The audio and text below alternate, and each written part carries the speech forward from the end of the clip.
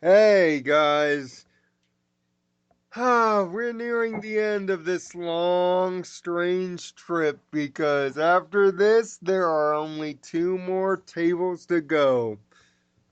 This is the friendship table for the main attraction.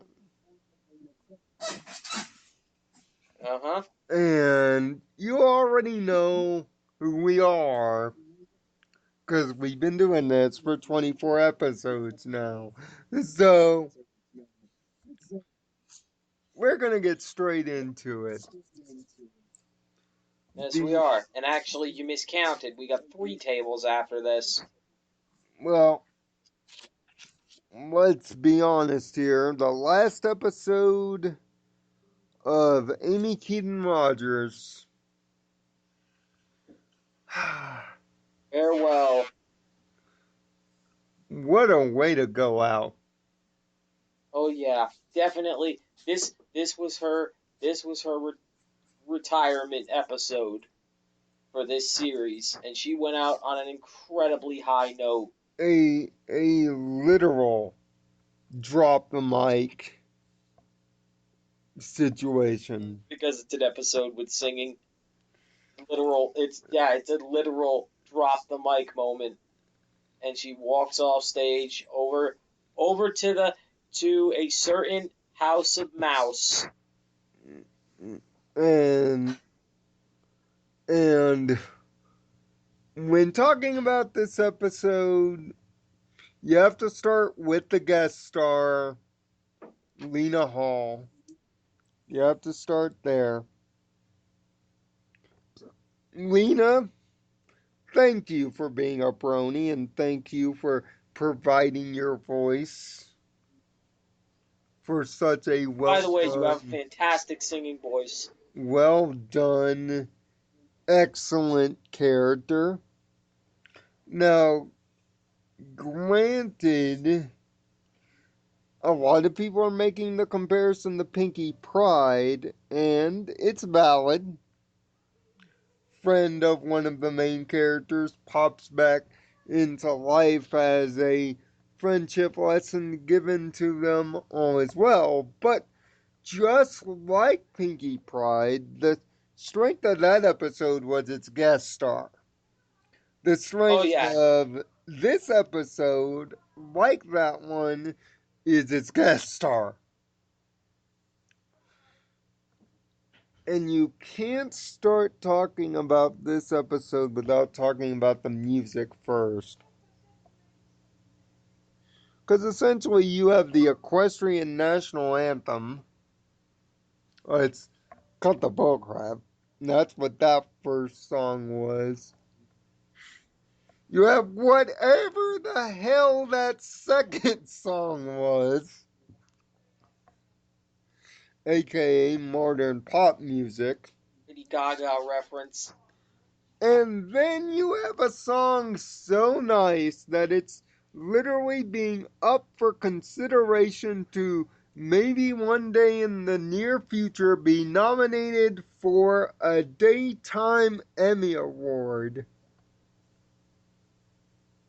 Definitely Which it would has be happened before, deserving right? of it because not only were the vocals great, but the dialogue was great into the song.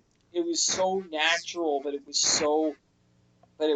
could feel the passion in Lena Hall's voice when she was singing it. I mean, In my, fact, and you can see that in every single song that she sings in this episode. I mean, It's sorry, almost a musical. I just have to warn the kids. Even though you will be tempted to bring out the lighters and do the lighter thing, please don't. We don't want any houses lit on fire, but it's one of them get out your lighters and roll with your crew as the song is playing. If I were to look up remixes of that song, I bet you I'd find hundreds. But Aaron, how did you feel about the main attraction as an episode? I like it enough. It's a pretty good episode. It's basically just a be yourself kind of thing.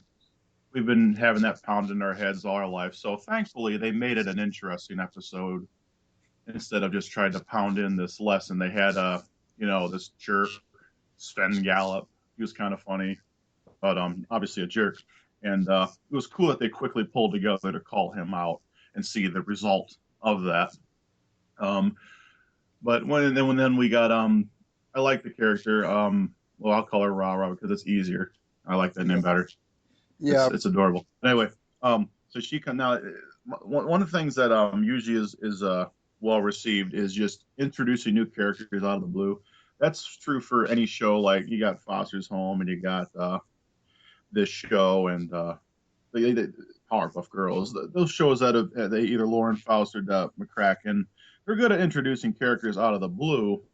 Except with this one, it's like a long lost friend, and I don't know. I kind of hung up on the fact that Applejack never mentioned this friend. It's like, oh, I guess she didn't mean that much to you. So it was weird to see her get all butthurt when she wasn't the same pony. I'm like, you obviously care a whole lot there, Applejack. But that aside, I like how quickly the plot moved on to her trying to expose Sven Gallop for manipulating her, and I liked how they didn't take too long to leave it up to mystery what kind of pony she was. As soon as she sees Applejack, she calls her AJ, and you see that reminiscence pop up. And I think you get a clear idea she's not completely lost to this fantasy world. Where if they tried to do a story like this, they probably would put some barriers between her and Applejack first before actually bringing or they out just that side dilly dally. No, they go straight to that. Right. They dilly dally. I think that they've done that before. Where they it's didn't like dilly dally. They give it up to went mystery. Straight to the fact that they're childhood friends, and the fact that she recognizes Applejack after all these years. Yeah, it paints a good picture for her character right from the start. You can tell she's just kind of caught up in this, but she's not. She's definitely parts of it she doesn't like. She's not the typical bad. She's not a typical as bad as other modern pop singers that will not be named. But right. She's actually a genuinely good person that wants to use her talent to entertain people. But her manager is the one who's a jerk. Mm-hmm. Which this episode pretty much is a social commentary on modern pop music and how some of it's prepackaged, some of it isn't. I mentioned in the review artists like Carrie Underwood, and little bits of it have been done before. Things like that. Lady Gaga is the most obvious reference they're making here. Miley Cyrus anymore. I mean, Miley Cyrus, they're making. And this also has some continuity to one of the books, too. Even though you think that line that Twilight said about Pinky organizing a music festival is a throwaway line, there is an actual book about that. Yes, there is. That's interesting. Which mean they said the comics aren't canon. They didn't say that anything else wasn't. Remember that. So that information is there. And that information is canon. It's called Pinkie Pie and the Party Palooza Party. I hope I get that title right. Yes, you did. You don't. One more thing I would like to point out, though, which is really interesting. Sven Gallop does not get his comeuppance, which isn't necessarily required to tell the story. But that's something I noticed. He just kind of walks away. It's like I can find all kinds of other things to do. Yeah, that was symbolic. That was symbolic because lots of managers nowadays are like that. If they don't what their star is doing, they'll just walk away and say, "Hey, I can get 10,000. Right. There's 10,000 of you lined up for me to manage." That had some depth to his character. I mean, you could easily throw him in another episode with somebody else, him doing that, and whether or not they want to get involved is beside the point. It's just he could be thrown in at any time. You just put him in. Maybe a pair up with Sapphire Shores, Yeah, perhaps. he goes to the second considering best. considering that Ra Ra took her top spot in terms of the music industry of Ponyville. Or What Equestrian, in this matter. I would Equestrian. argue I can though see them is setting up a plot between Sapphire Shores and Ra Ra later, where Applejack probably has to help her in a situation that involves Sapphire Shores. I would like to argue though, Sapphire Shores probably wouldn't take his crap. I think she runs the show. I don't think she would take any crap from him, so Yeah, that probably won't be. He's Definitely with probably her, not going to take definitely it with on his what we man. know of her personality, she wouldn't take she, that line down, she is especially due very to the fact that she's been surpassed. much Whitney Houston without the blow addiction. Without the crack addiction, Well, yeah. But at least we don't know about it anyway. but I mean the songs are what elevate this episode to a 6. I mean, the show has had some excellent musical numbers, but I think the musical numbers in this particular episode are on another level. They're they're somewhere in that this day aria Especially when kind. you consider the context of the songs and the moral of the episode. Yeah, They fit and perfectly and they get elevated even higher. you know continuity all over the place, set up all over the place. Just a beautiful slice of life episode. I gave it a 6, so now it's time for the score. So, Aaron, you go first. I'll probably cut it down to a 5.5 just for the fact that we've never heard about this character at all. Like, Mm. I find that a little odd. Why is she not? Why should not at least mentioned every other time we've heard about Sapphire Shores? Uh, That's why I said introducing characters in these series usually go over pretty well, but that one kind of stuck out to me.